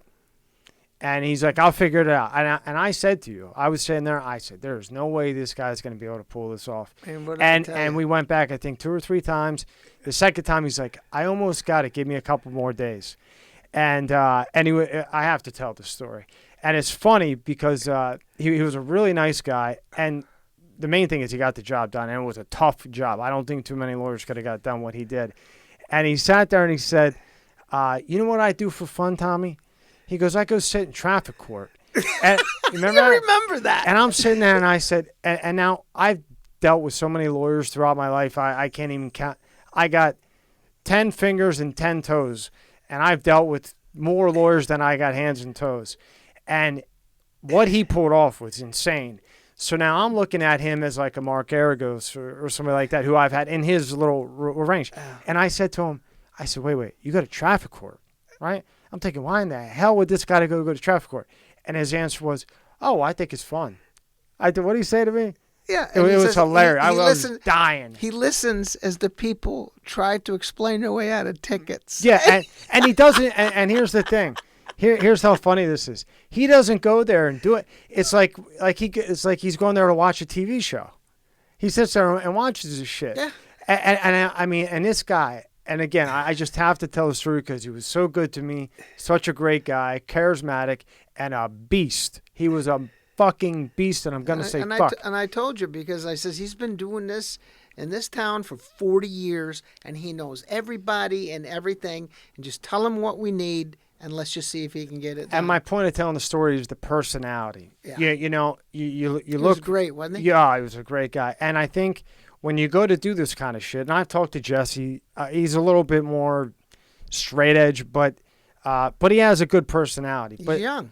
But the lawyer, your age. Yeah, but the lawyer was just so cool. And when he said, I go to traffic court, to just laugh, you know, and that's the kind of guy you want to be looking for. And that's my point of the story, you know. John, I met John through a referral. Excuse me, it's late, but through a referral, and he's helped me through the years. And now he's a little older, and I don't think he's feeling pretty well. I got to call him.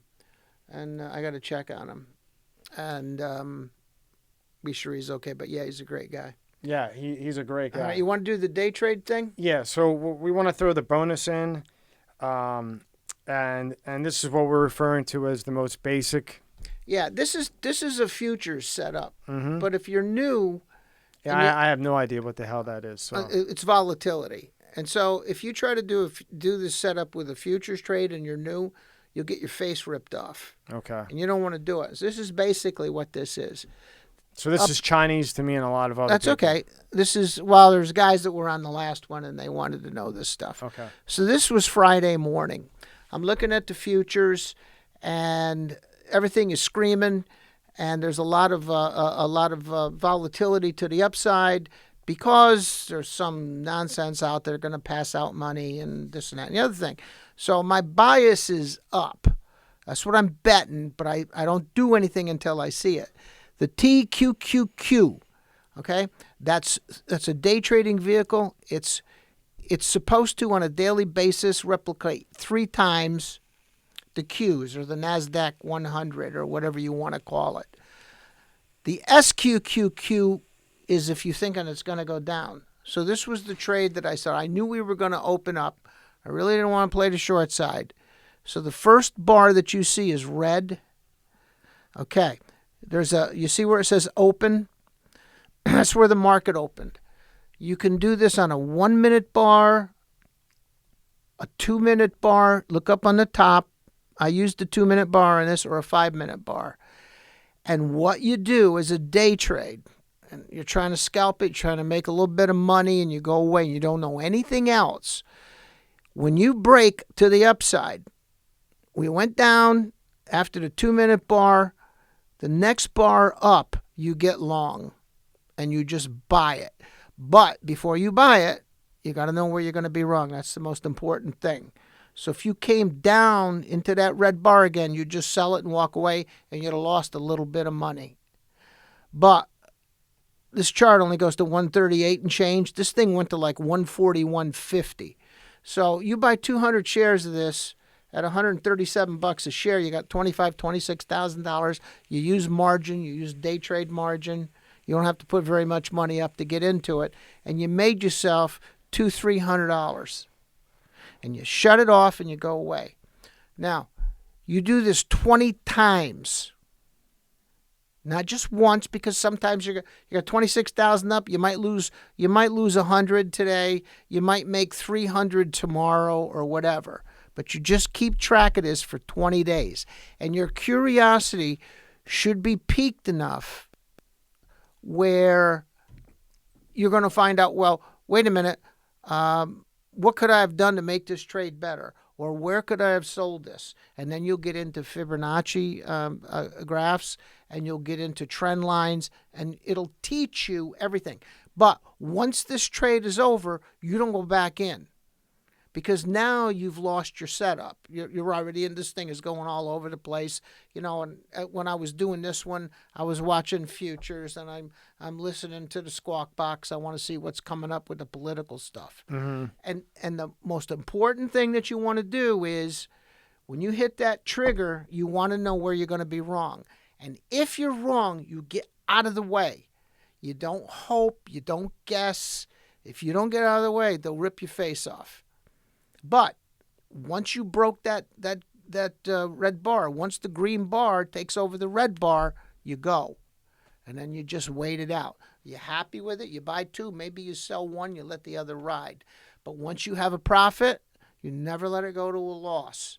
Now, tomorrow morning, I haven't looked at anything yet, but I got a feeling, based on the close on Friday, the same trade's going to set up tomorrow. And why do you have a feeling based on Friday? Because I can look at the data, and I can look at the futures. And again, there's your thing about going in there. All you got to do is go into Google and say futures quotes. Okay. And you'll see what's going on overnight. Are they bullish overseas? Are they buying U.S. equities?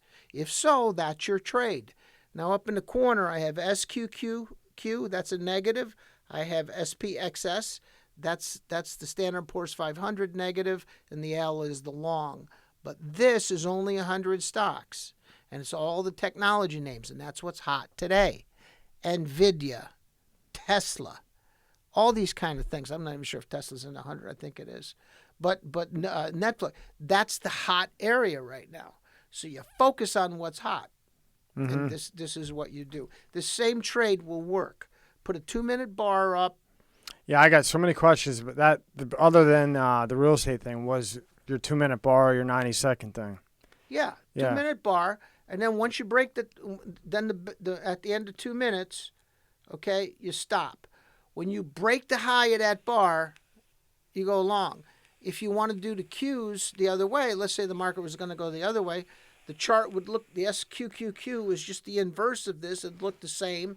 You get long the same thing, but as the market goes down, you'll make money. It'll go up, but I don't think that's going to be for a while. There's other formations that I've seen. We're developing a head and shoulders. That's bullish. I think your bias is going to be up, and there's enough momentum to carry this a bit farther. How far? I don't know. Okay. I'll be out by lunchtime. Yeah, you'll be out by lunch. But that's day trading. Yeah, that's day trading. All that is, and it's not a recommendation to do it. I'm just showing you what it is. Okay, so that if you're willing, the next time you come in, I want to do one on just stocks, hour and a half, where you go into more detail in simple terms with this, and your other charts that you look at, and how you look at things overnight, and so on and so forth. And I think like a guy that I had in here, Brandon, who hit the 300K in a month on Tesla. He watched your video, 7 times, and he really learned a lot more than he thought he knew, and he understood the 90-second thing. He's like, man, I'd love to sit with that guy for one day, so, and there's a lot like that. I'm just saying Brandon, because I know him. He's in here at least every week, because he's, whatever, but let's do that on the next one. You got it. All right. Well, thank you, Gary. I think we covered everything. Hope so. And you'll have that blog page up or addition page to Gary Works For You, let's say within 10 days. And all this stuff that we went over will kind of be out there typed up nicely so that they can go to your website and they can watch the video, but they can also go to the website and then go from there. And again, please subscribe to the channel. You're helping Gary out. No, you're helping me out. If you like this, subscribe. Yeah. Now, this broadcast is seen by people all over the states, right? All over the world. Yeah, so just go into your local markets and find guys and buy some houses. Yeah, so the next one, right, with this, and then the next one will be on specifically on stocks. When you buy an REO and you fix it up and you do it right, you don't hide stuff from people, you're making it better for somebody. I mean, we've done so many of them, and we did them really, really nicely. And people have a nice place to live. And there's a joy in that. And you get paid. Yeah. Yeah, no, I agree with you. You got to get paid. Yeah, I'm not doing this for money. I have my marketing business and everything else. I just enjoy doing it. You know, if I can help somebody along the way or get a good story, or I enjoy sitting down and talking to people. You know what I mean? And You're going to be the best interview you ever had. When the time is right. when the time is right, yeah, Mhm. yeah, My brother-in-law, I call him, tell him Tommy stories. He thinks it's great. And I sent him the video. He goes, Yeah. God, that was great. yeah, But you got the best stories. There'll be a day. yeah. I want to do the I'll interview. have you interview me. That's what we'll do. Couple months, once we dry you out of all your stock info and Yeah. your real estate and your I REO don't know and anything else. yeah, well, you know, that's your lane. know. You know, and that's another thing. You know, just real quick in closing, is that people got to pick their lane. I mean, I see all these people doing this and doing that and doing this and doing that. Pick a lane that you love. You gotta love it, because if you don't love it, it's not gonna work. And stay in that lane. God damn, stay in the lane. Stop doing this, that, the other. You can have multiple shit going on, but if you got multiple shit, make sure you love all three and in the same lane. We always say in my house, you know, I did the real estate and everything, and then I got enticed by the Wall Street deal, and that ended up killing me and breaking my heart. But then I just got back into the real estate, and it was just like falling off a log. And my wife always says to me, she'll go, you know, nothing is ever wasted. All of these experiences make you who you are. So none of it was wasted time. Yeah. It was painful at times, but none of it's wasted. Yeah. But you're 1,000% right. You should be getting up in the morning. Like I can't wait for the open tomorrow. You know, because in my head I know what I want to do, and you gotta want to get out of bed. You gotta want to go do what you want to do. You gotta want to work. I like to work. Mm-hmm. I don't want to. People, you should retire. What the hell am I gonna do? Sit with you guys in chaise lounges and outside a mobile home someplace? I don't want to do that. Well, you'll die. I've played all the golf I ever care to play again. Okay. And I've done all that stuff, so I enjoy doing this. And, you know, you can't believe the number of times people call me up. Somebody called me up last week, and they go, that house. I said, well, it's under contract. I love that house. I'd really like to see it. I want to buy a house. I said, I'll tell you what you do. Call me Saturday morning. I'll drop what I'm doing, and I'll show it to you. Yeah. So guess what? Never called. Yeah. Or somebody will talk to me, and see, that story right there goes back to what I was saying. Pick something, stick to it, and these people, they just jump all over the place, and it drives me. I can't even be around them. Yeah. And nothing ever gets done. It gets halfway done. Yeah. And it drives me crazy. Or people will say, I'll see somebody, or they'll call me up, can you show me this house? And I said, sure. Now, my wife doesn't want to be involved in any of this, but she's superb at it. I never took her on an appointment or anything where I didn't have some success. She can see things and she knows things. And if I'm in a business interview, I can go home and I say, what do you think happened? And she'll tell me, and it's bouncing it back. So these people one day, and they go, oh, yeah, well. And I could tell they were over their heads and they were overwhelmed and it wasn't going to work. And I go, well, we'll call you. And I go, no, you won't. And they look, they walk away, and she goes, why did you say that? And I said, because they won't call me. I just know. Yeah. I mean, how many times do you have to see this movie before you don't know what the ending is? Yeah, and you can tell when you talk to them almost if they're going to call. You say, God, I'm so overwhelmed. This is really over my head. I really want to thank you for taking the time, but I just can't go there. Yeah. That's fine. Right. But at least call. Yeah, Yeah. exactly. I mean, you're wiping your day to help somebody out, and but you know what? What I want to give you gratitude for is that you still do it. However many times you've been, and I would, in my terms, I'd say you got screwed over because you kind of blocked your Saturday. You could have spent time with your wife. No, I didn't. But I'm saying there's been times I knew she wasn't going to call, but if she called, I'd have gone. But there's been times that you did. Yeah. You know, and it's a simple call, and I made that mistake a few times. Well, I made that mistake a lot of times. Yeah. But but you kept doing it though. You know what's interesting? When you have listings, okay, people will call you, and I do a lot of marketing outside of the MLS because I want the call myself. First of all, if if the guy calls me and I'm dealing a buyer and a seller, I can make all kinds of magic deals, and everybody gets this far ahead. But when you go on a retail call, the people will be 10 minutes late, 15 minutes late, or maybe they don't show. Well, I'll meet you at the property. Commercial, they're 15 minutes early. Yeah. Yeah. Always. Yeah. If you're doing commercial, you got to be there early because the guy's going to be there early. Yeah. And it's I want to say a better class of people. I don't want to say that, but that's exactly what it is. Because they're business people. Yeah. Time is money. Money's time. I have some respect for this guy. He's in business. And once, a lot of people don't like real estate agents. I mean, we're pretty far down the totem pole. But once you get there, I did a commercial lease. It was a $40,000 commission. And I was basically known as retail, houses and stuff. And the broker from the other side says to me, he says, normally I get a guy like you and I got to push you aside and do all the work. You were great. I'm going to give you another half point out of my side. 40 G's. 40 G's. Mm-hmm. Now, I don't go chasing this stuff, but if something falls in my lap, I'll finish it. Yeah. But I'm not going to get on the phone and say, because I don't. Yeah, right. But I enjoy the challenge of doing it all. Well, it keeps you alive. And you know what? Like in closing, there was one, and I'll never forget it, and I think you would agree. I was in a situation, and it was a bad time, good time. And he said, you need to start looking at things. I was younger, a big-time guy. And he said to me, you need to start looking at things as a gift. Good, bad, it doesn't matter. Everything that happens in your life is a gift because you can learn from it. Maybe it's a good experience. You still learn from it. They're all gifts that develop who you become. And if you look at maybe the bad as a gift, you'll become a better person. Does that make sense? Yep.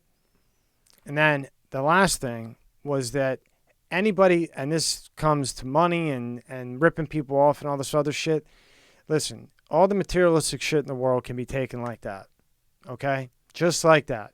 You might have the nice car. You might get into a financial situation where you no longer can afford the car. You might have to sell your house. This, that, the other. But there's one thing in life that nobody can take from you. Nobody. Is memories. And I think that people, this is a little off, but I think that people need to really cherish memories. More than materialistic shit. Everybody likes it. But memories, nobody can take from you. Nobody. Not your friends, not the feds. My mother's nobody. sitting in an ALS right now with advanced Alzheimer's. She's 91, 92 years old. Bless her. I haven't seen her since March. So what does she have? Yeah. And I would sit there and talk to her, and she'd be going on about something. I said, Ma, when was this that you were talking about? Oh, I don't know. And I realized she's talking about something 30 years ago like it happened today. Yeah. But you're 100% right. And those people that suffer like that, that's what they have. And what they regurgitate are these memories. Yeah. I don't know. They called me one day. I don't know where this memory came from, but she tried to stab somebody. Your mom tried to stab somebody? In the throat with a fork. Now she's Italian. Yeah. I don't even want to go there. How'd she learn that? She was going for the jugular vein, so I go in and I go, Pharaoh, what? And what? Like, oh, don't worry. She just threatened him. She didn't really do it. Yeah, crazy. That's awesome. I shouldn't say that. Somebody be at my door. But yeah, that's she got the attention of her dining mates. Let me tell you that. Yeah, I'm sure she did. Oh my God. But I think Elon Musk is going to fix that with that chip. I think he's going to start fixing some heavy shit. That guy. He's on a whole nother level. This guy.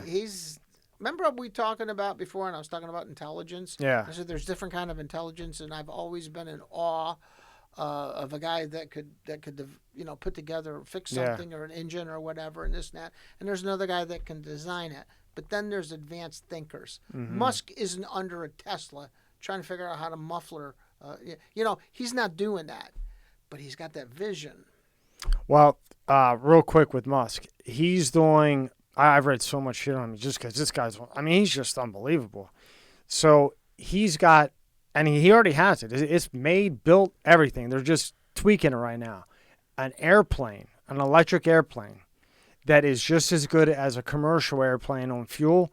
He's this close. There's a little bit of a battery issue, but he'll figure it out. It's already built. They've tested it. I mean, now he's got to get approval with aerospace and all this other shit, and the other companies are going to hate it. But he's he's close. He's like 6-8 months close. And the chip that I was telling you about, there's multiple chips. I don't know if you read about it. I talked a little bit about it in a different video. But not only is he developing a chip, if you choose that when it's implanted in the back of your brain, they got a drill. It's just a chip. If it's Elon, I'll take it. And it will make you process as quick as that MacBook. And the reason why he's doing that is because he's scared to death of AI. So as we evolve, this is where we're at now. Well, what do you think? We're going to stop evolving now? It takes a long, long time to evolve, but something's going to evolve. And in his theory, which, I kind of trust his theories pretty much, or at least listen to him, is that the next evolution, like, monkey to whatever, is AI. But if he, in his mind, can develop something that keeps us at pace with AI, then they can't take over. And his idea is the chip where it can process as quick as Google and the internet.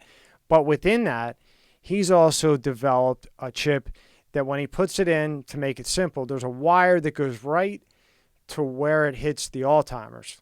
And and it can be corrected. So they'll put the chip in and then a line, let's just say, to the part of the brain which he knows that causes the Alzheimer's. And he's already done it in animals and it's fixed it. Not necessarily Alzheimer's, but different diseases, Asperger's, so on and so forth, Parkinson's, that, like Muhammad Ali had. He's done this on animals and it worked. The wire went in, hit, he did the Elon Musk move, whatever the hell he did, and it corrected the situation. And he's done it with Alzheimer's. He's given some type of animal, like, rats are real close to fucking humans, believe it or not. And they gave them... I know a couple. Well, you know a couple. You think you know a couple. I know way more than you. But yeah, he's serious shit. So, all right. So next time you come in, Gary, we'll do the stock We'll do thing. whatever you want to do. All right. Well, thank you for your time and all your education. Let's get Machiavelli in here. Oh, yeah. Machiavelli. Would that be fun? Yeah. Yeah, we got to talk about Machiavelli. Thanks. Thank you, Gary. Thank you for all your time. He's a great guy. Great people.